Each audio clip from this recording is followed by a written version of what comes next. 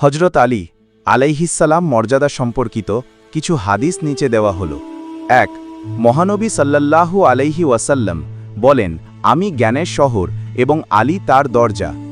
সুনান তিরমিজি তাহাক্কিককৃত।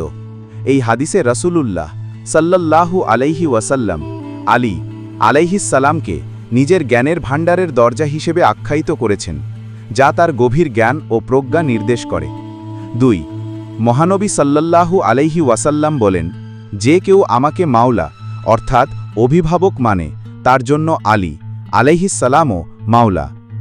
এই হাদিসটি গাদিরে খুমের ঘটনা থেকে এসেছে, যেখানে রাসূলুল্লাহ সাল্লাল্লাহু আলাইহি ওয়াসাল্লাম আলী আলাইহিসসালামকে তার উত্তরসূরি হিসেবে ঘোষণা করেন। ৩ মহানবী সাল্লাল্লাহু আলাইহি ওয়াসাল্লাম বলেন, আলী আমার থেকে এবং আমি আলী থেকে।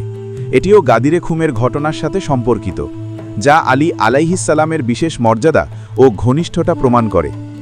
৪ মহানবী সাল্লাল্লাহু আলাইহি ওয়াসাল্লাম আরও বলেন, যে ব্যক্তি আলী আলাইহিসসালামকে ভালোবাসে এমন ব্যক্তি মুমিন, এবং যে আলী আলাইহিসসালামকে ঘৃণা করে সে মুনাফিক। ইমামিয়া পাক দরবার শরীফ এটি আলী আলাইহিসসালামের প্রতি ভালোবাসা ও আনুগত্যের গুরুত্ব তুলে ধরে। ৫ মহানবী সাল্লাল্লাহু আলাইহি ওয়াসাল্লাম